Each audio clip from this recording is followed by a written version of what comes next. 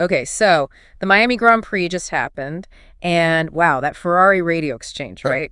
Hamilton asking to pass Leclerc. Oh, yeah. That moment really stuck out. Ferrari seemed hesitant. Then there was that conditional swap. It was tense. Definitely tense, and it kind of hints at maybe some bigger things going on, which is what we want to dig into. Exactly. It's a perfect starting point for our deep dives today. We've been looking through recent reports, commentary, stuff you've probably seen on F1 blogs about Lewis Hamilton and Ferrari. Right. And the mission here isn't just to repeat the headlines. We really want to understand the challenges, the potential, what's actually happening for Hamilton at the Scuderia. Yeah, cut through some of the noise. Because you listening, you've likely seen bits and pieces, articles here, comments there. We're trying to put it all together. Make sense of it. So back to Miami. Hamilton, pretty clear on the radio, felt he was quicker. He absolutely did. It was a straight-up request, let me pass Leclerc. Leclerc was on those harder tires, remember? Right, and Hamilton's thinking was, let me try and chase down Antonelli up the road. Makes sense from his seat. Totally. But Ferrari, well, they didn't jump on it. Maybe it was Leclerc's tire strategy, maybe thinking longer game about Antonelli's position relative to them both. It wasn't immediate. And then they did that sort of half swap. Like, okay, go ahead, but give it back if you don't pull away. Yeah, exactly. It felt a bit half-hearted, maybe. Yeah. Lacked real conviction. And Hamilton himself picked up on that afterwards, didn't he? Said something about the lost time. He did. Mentioned losing time waiting for the call. And that comment about the computer thinks faster, ouch. It just shows how critical those split-second decisions are in F1 now. So true. But it wasn't all negative from him, was it? He did seem to think the car itself has something. Correct. He actually said the car has performance, but something is holding us back. That's key. It suggests he believes in the basic SF25 package, even with the current struggles. And he made that funny remark about maybe wanting to say worse things on the radio. We've all felt that watching a bit. Yeah. It just reminds you of the pressure cooker they're in. Intense emotions. But that little bit of humor, maybe sarcasm, shows he's managing it. And importantly, he still sounded optimistic, looking ahead, wanting to try things differently next time. That's positive. Definitely a proactive mindset. Which brings us to the car itself and the development plans, because that seems crucial here. Yeah, and it sounds like we shouldn't expect a massive upgrade package for Imola, right? Not immediately. That seems to be the word coming from sources feeding into F1 blogs. The big focus, apparently, is a redesigned rear suspension. But that's penciled in for later, maybe end of June. Okay, end of June. So how does that delay potentially connect to Hamilton's, well, his specific issues with the car right now? This links perfectly to what Rob Smedley was talking about on F1 blogs, used to be F1 Nation, His analysis suggests the current SF25 just doesn't quite mesh with Hamilton's driving style. How so? What's the issue? It boils down to the rear end.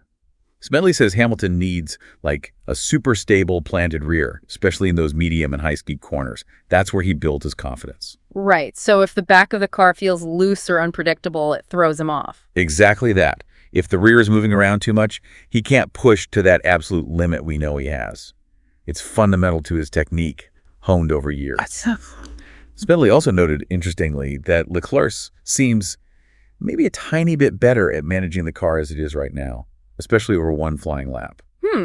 So it's taking Hamilton longer to adapt to this specific car's quirks. It seems that way. Like adjusting to a slightly different instrument, as you said before, it takes time. And Smedley also cautioned against expecting huge leaps immediately. Yeah, he mentioned incremental gains, like 2 or 3 tenths. Precisely. Steady progress, not a silver bullet. And it fits with the idea that Ferrari's also got a big chunk of their focus on the long game, the 2026 car, that 678 project. Right, the new regulations. Still, people will be watching Friday practice at Imola very closely, see if any smaller bits appear. Oh, absolutely. Every little bit counts. Okay, so shifting focus a bit. There's also been some, let's say, quite direct commentary from Jacques Villeneuve recently, also popping up on F1 blogs. Direct is one word for it. Yeah, Villeneuve's been quite critical. He suggested Hamilton might be losing credibility, that the team's confidence could be shaky. He used that volcano analogy for Ferrari, didn't he? Needing spark and passion. He did. Really paints a picture of that high-pressure Maranello environment. Yeah. And he didn't stop there. No. What else? He brought up Hamilton's time at Mercedes, suggesting he was excessively protected there, implying he's not used to being this exposed, perhaps. Wow, okay. That's quite a claim. So Villeneuve thinks Hamilton had it easier at Mercedes and is now struggling with a different reality at Ferrari. That's the core of his argument, that the supportive bubble at Mercedes isn't there in the same way, and maybe Hamilton isn't adapting as expected.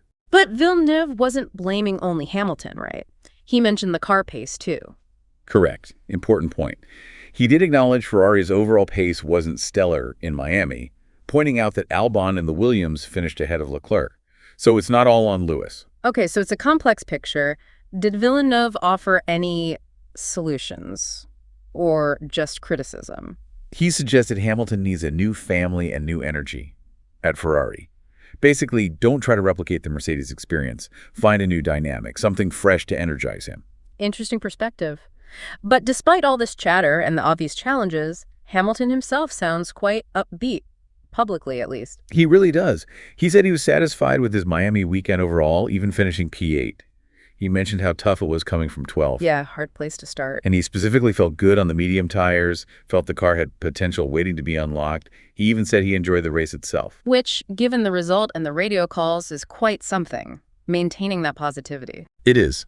So let's try and pull these threads together. We've got Hamilton clearly wrestling a bit with this Ferrari, especially its rear stability, which doesn't quite suit his style yet. Right, and Ferrari's working on it, but the big fix, that rear suspension, is probably still weeks away, maybe end of June. And meanwhile, you have external figures like Villeneuve questioning his performance, his credibility even, suggesting he needs a reset. But Hamilton himself is keeping his chin up, talking about the car's underlying performance and enjoying the driving. Exactly. So hopefully, by looking at the radio calls, the tech side, the commentary, and Lewis's own words, you listening have got, a richer sense of what's going on beyond just the final classification or the headlines. Yeah, it really highlights how complicated F1 is. It's never just one thing. It's driver, car, team, strategy, all interacting. Absolutely. That dynamic is fascinating. It really is, and it leaves you thinking, doesn't it, about that balance between a driver adapting their ingrained style versus a team delivering a car that plays to their strengths. Where does that responsibility truly lie? Good question. And with Ferrari looking ahead to 2026 already, you have to wonder, could that impact their ability to give Hamilton everything he needs right now in 2025? Lots to think about. Definitely food for thought as the season unfolds. For sure. And hey, if you want to keep track of all these developments and get more analysis like this, you should definitely check out F1 Blogs. Welcome to the F1 Blogs channel, by the way. We dive deep into this stuff all the time. Yeah, it's the place to be for F1 insights. So make sure you subscribe, hit that notification bell. You know the drill, so you don't miss our next deep dive.